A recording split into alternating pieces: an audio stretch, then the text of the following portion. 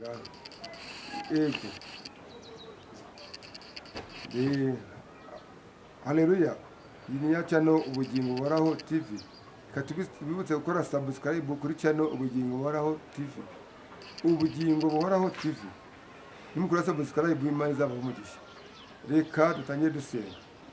Turashimira twese mu ijuru, twishimbaza n'ubuntu bwawe byabanye natwe. Mwene mwami Imana twaba tugeze kandi turi mu bikorwa bizima z'inda y'icubahiro. Iteka mwami Imana muri akanya tugiye kwiga ijambo ryawe. Tugiye kureba ukuntu abantu b'Imana bagomba guhora biteguye igihe cyose, tukareba ko ibyo dukeneye byose birimo. Ese turatunganye? Se umukwaje yasanga dutunganya akatujyana tukajya mu birori cyangwa twasigara? Mwami turakwinginze ngo ufashe abazumva ubutumwa bose bazakorweho n'imitima yabo, maze imitima yabo icye kubw'icyigisho, bamenye uko bagomba kubyitwaramo, bamenye uko batisize kuri iyi si, kuko ariho wabasizeho kugira ngo babe amatabaza yawe, cyangwa babe urumuri rwawe, cyangwa se babe abo gutanga ubutumwa, cyangwa bakore neza isi, bayikore imirimo myiza maze isi nezererwe. Mana urakoze kubw'uko tugiye guhana n'abantu bawe mu izina rya Yesu. Amen. Reka dutangire tuvuga umugani w'abakobwa 10. Aba bakobwa 10 bari abakobwa bari biteguye gusanganira umukwe. Ubu iki gitekerezo cy'abakobwa 10 bakitubwiraho ko bari abakobwa 10. Ntabwo umuntu muri minsi yakwiyumvishamo uburyo abageni 10 basanga umukwe umwe. Reka twumve ko bari abakobwa 10 bategereje umukwe. Uburyo bamutegerejemo rero, dufate ko uyu mukwe agiye kuba Yesu Kristo. Niho murabyumva vuba. Yesu yari afite abantu 10. Dufate ko ari abantu 10. Dufate abantu bo muri iyi si bose tubahinduremo imitwe 10. Muri imitwe 10 turasanga kuzangamo abakobwa 5 b'abapfu, none 5 b'abanyabwenge. Katurebe abanyabwenge ni banyabwenge ki? Abanyabwenge abapfu nangwa se abaswa nabaswa gute?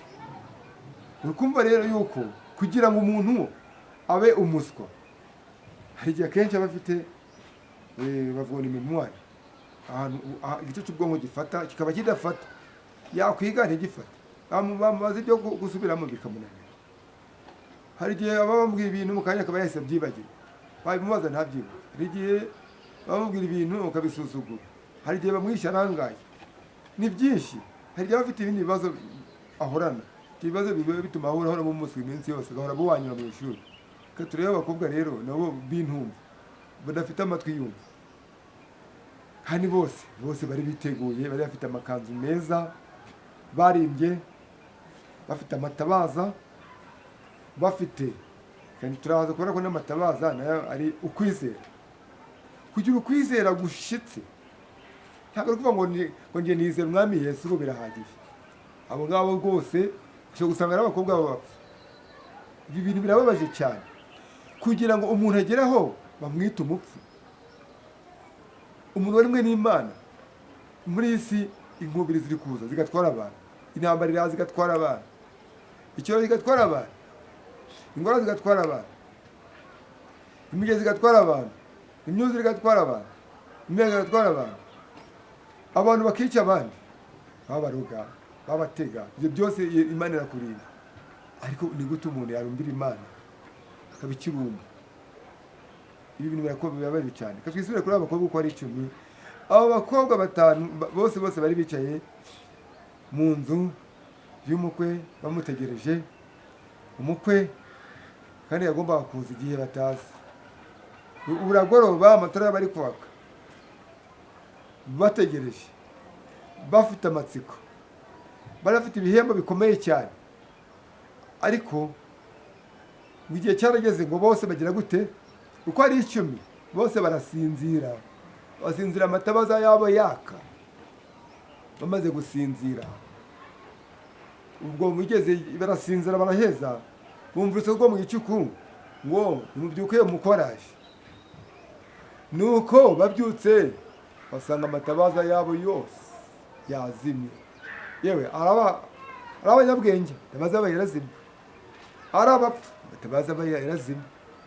Ariko reka turebe abanyabwenge icyo ari cyo. abo banyabwenge bakoze ikintu gikomeye cyane. Bari bafite amavuta y'agateganyo reserve, bari bafite amavuta reserve y'agateganyo. Duteganye aya mavuta azadufasha.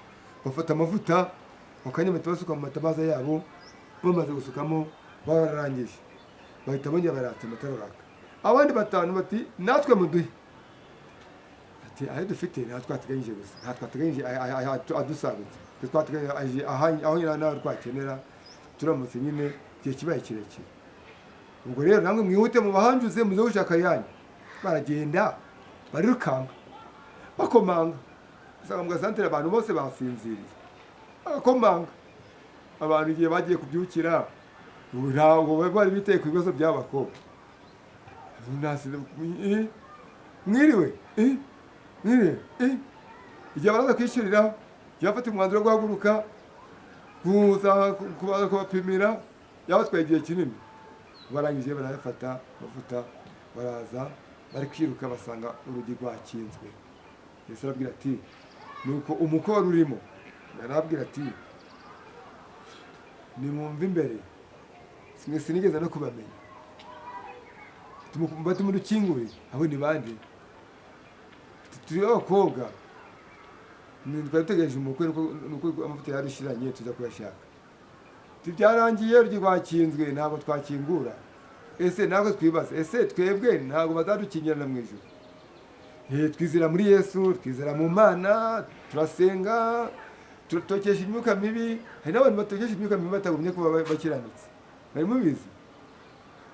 Hari n'abantu bashobora kuba ari indaya rwose akaza ati mu izina rya Yesu demoni ikabiri igende, sinanabyivira. Ntabwo bivuze kwirukana demoni wose ngo ufite imbaraga mu kabera. Ufite amavuta, yego katubyemere, ayo ni amavuta. Ubundi amavuta agereranywa ukwizera, agereranywa imbaraga y'Imana. Iyo mbaraga y'Imana rero y'ukwizera, iyo uyifite ushobora kuba uyifite ariko ntugire n'agateganyo. Reka tubijyane no mu butumwa. Abantu bavuze mu byinshi cya 12 twavuze mu wa 17, bikeka kiragenda ukirwanye abasigaye bo mu rubyaro rw'umugore bakitondera amategeko y'Imana, ukagira aho nko kwa Yesu. Abasigaye bo mu rubyaro rw'umugore bagikomeza amategeko y'Imana kugira ngo kwa Yesu. Kiretse ku mwana gisanga umwana azagwajya ku Mana, gikomeza kumwirukaho, gikomeza kwiruka noneho ku basigaye. Katuvuge ko umwana nawe yarabyaye arangije arasanga, ariko abandi bana basigaye bo kuri uwo mugore cyangwa se bo buzi kuri uwo mugore, katuvuge ko urubyaro rw'umugore basigaye. Abo bana nabo basigaye bari guhigwa. Birashoboka ko twahigwa kuko dufite ukuri. Abadafite ukuri bakaturakarira, bati bari abantu bari kuvugisha ukuri, abantu bigisha mu mategeko yose y'Imana. Abantu bavuga ngo abantu bose ngo dusingo duhimbaza Imana, bati oya, muze mugenzamo gake, muze mugenza gake, munywe gake, murye ku nyama zaterekejwe, murye ku nyama zose mubonye, murye byose. Hari dusoma siya bitwaza ibyo Imana imwe nta kintu gikwiye gutabwa, byose ngo murye, wasigaye ngo nta kibazo. Ntabwo tugomba kubaho gutyo. Tugomba kumenya ko twacyunguwe, turabagereba Mwuka Wera, tukareba ngo ese koko ibyarese ngo turabyemera. Ariko ndashima Yohana wavuze cyane ngo cyakora bene data ndabandikiye ngo ntibugakore icyaha kuko twabibwiwe na Yesu Kristo. Ariko ntihagira ukora icyaha, turacyafite umurengezi wacu Yesu Kristo. Haleluya, turacyafite umurengezi. Ntabwo tuvuze ngo mwese umuye utangira teko bya mbere tukagize Imana, ukagira Imana mu maso yanjye, ukemesha kibajwe ngo navivuye, tukavugisha izina ry'Uwiteka Imana yawe navivuye, kweza umunsi w'Isabato navivuye. Wende kandikuremo mbendetse kurivuga, wese uranyuka ko navivuye, ntukibe navivuye, ntukice navivuye, ntugasambane navivuye, ntugashinje mugenzi wawe navivuye, ntukifuzwe mu bagenzi wawe cyangwa indogo cyangwa ikindi cyose mugenzi wawe navivuye. Ariko mwime Isabato nyine birashoboka, cyangwa se njyewe nsenga ku Isabato ariko ndasambana, oya byapfuye.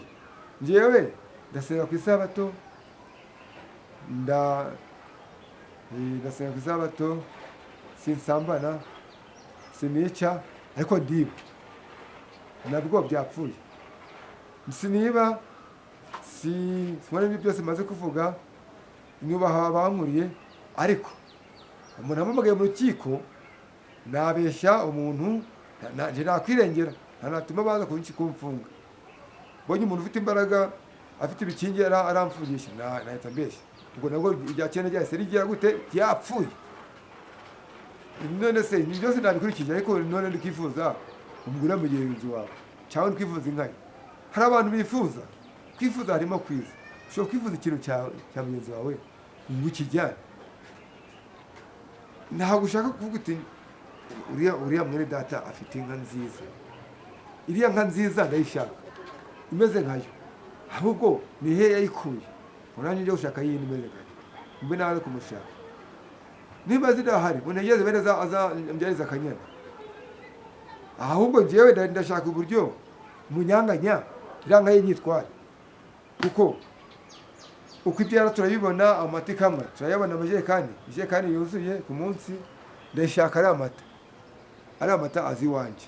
Ubwo nibwo bugoryi bukomeye cyane, niko kwifuza iby'abandi. Uriya mugore wowe uri kugendana akaboko kandi ndamushaka, niba ari n'umuntu ukora icyaha gikomeye, abasambanyi simbashigikira, ariko icyaha cy'ubusambanyi, gusambanya umugore wundi, umugabo witonda ukaza ukamutwara umugore, icyo cyaha kiraremereye. Njye nubwo ntabishyira mu rwego, uze twabwiye icyaha cy'ubutinganyi ko Imana itacyemera.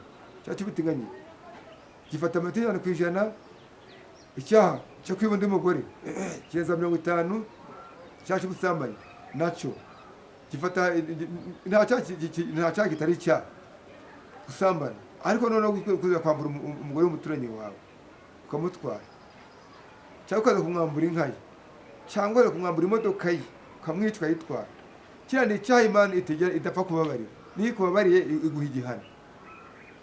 Niyo mpamvu rero tugomba kwigengesera iby'abandi. Nimba uri umuntu w'Imana, nimba wemeranya natwe, ukumva ko ugiye gufatanya umurongo natwe, ibyo bintu ni ukubireka. Ibyo bandi ni ukubireka, ibyo bagore bandi ni ukubireka, ukaza ugasanga Yesu, ukaza ugakizwa, ukaza ukirinda ibyaha by'ubusambanyi, ukirinda ibyaha by'ubusinzi, ukirinda kujya guterekera mu bapfumu, ukirinda gusuzugura abagukuriye, ukirinda kwangana, ukirinda kwiba, ukirinda kwica. Byose nubyirinda, Imana izaguha umugisha. Ntabwo abantu benshi baravuga mu mateko kibi ngo ntabwo twayashobora. Reka tubyemere ko tutayashobora yose, birashoboka. Ariko iyo uri mu buntu bwa Kristo yose urashobora. Haleluya. Umaze iyo uri kumva uri muri Yesu, kugenda uririmba haleluya, ushima Imana, kuko uti Yesu waranguze, warakoze, wamenyesheje ukuri. Ntabwo wabona umwanya wo kuja kwigura bambaye iby'abandi, ntabwo wabona umwanya wo kuja kwigwa uraka abagore abandi.